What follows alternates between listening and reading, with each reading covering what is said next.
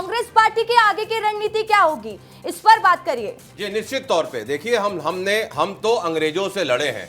हम जब अंग्रेजों से हम जब फिरंगियों से नहीं डरे तो इन संघियों से नहीं डरेंगे, ये बिल्कुल आप मान लीजिए। और कांग्रेस का एक एक कार्यकर्ता, अगर आप एक चेतन बघेल को दबाने का प्रयास करेंगे, 1000 चेतन बघेल निकलेंगे।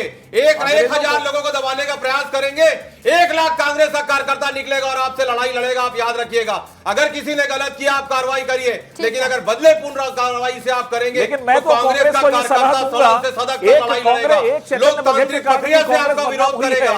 और छत्तीसगढ़ की जनता समय आने पे लोकतांत्रिक प्रक्रिया से आपको माकूल जवाब देगी। कांग्रेस से पैदा न हो, ये नहीं तो कांग्रेस देश से, प्रदेश से और दुनिया से और देश से समाप्त हो जाएगी, ये बहुत स्पष्ट है। ये चाहेंगे कि कई चेतन बघेल पैदा हो, लेकिन बीजेपी की शुभकामना इनको है कि कोई दूसरा चेतन बघेल कांग्रेस के अंदर में पैदा नहीं हो, नहीं तो हर एक दिन ईडी के लिए ये होगा कि एक चेतन बघेल जेल की सलाखों के पीछे में जाएगा और कांग्रेस बर्बाद हो जाएगी, और कांग्रेस बर्बाद हो जाएगी, और कांग्रेस समाप्त हो जाएगी। क्योंकि भ्रष्टाचार को समर्थन, आज यदि भ्रष्टाचार है उनको नैतिकता देना चाहिए, पार्टी को ये कहना चाहिए कि आप और आप कहते हैं कि और चेतन बघेल पैदा करेंगे, तो यही स्थिति होगी कांग्रेस की जो आज यहाँ पर दिखाई दे रही है। मुंगेरी लाल के हसीन सपने देखने के लिए आप स्वतंत्र हैं, उसमें जीएसटी नहीं लगता है अभी। मेरी पूरी शुभकामनाएं, दूसरा चेतन बघेल कांग्रेस में नहीं होना चाहिए। चलिए ठीक है, ये बताइए अमित श्रीवास्तव जी, मेरा सवाल आपसे रहेगा। लगातार हम इस पर चर्चा कर रहे हैं, ईडी अगर चेतन बघेल को गिरफ्तार करके लेकर गई है तो कोई तथ्य कुछ तो होगा जिस आधार पर लेकर गई है। आप भी वकील हैं, आप इतना जानते होंगे, मैं समझना चाहूंगी, दर्शकों के लिए भी है, कुछ तो तथ्य मिले होंगे शायद। जी मैं आपको एक एग्जांपल दे देता हूं कि लगातार ईडी के सारे केसेस जब सुप्रीम कोर्ट जाते हैं, उजित भाई बैठे हैं, हम लोग कई डिबेट इस पे कर चुके हैं, वो बेहतर जानते हैं इस चीज को। सुप्रीम कोर्ट ने फटकार लगाई थी मनीष सिसोदिया जी के केस में, और ये कहा था कि 17 महीने आपने उन्हें रख दिया बिना सबूत के, इन 17 महीनों का जवाब कौन देगा।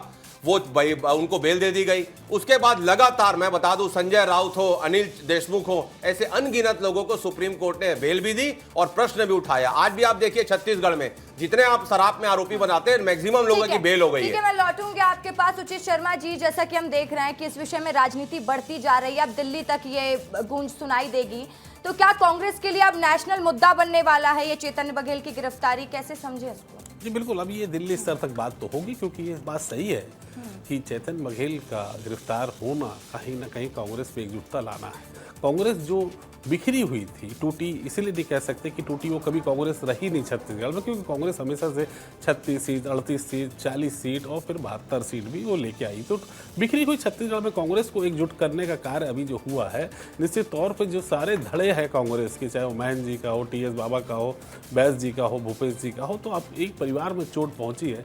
तो एक सशक्त कांग्रेस अभी आपको और देखने को मिलेगी।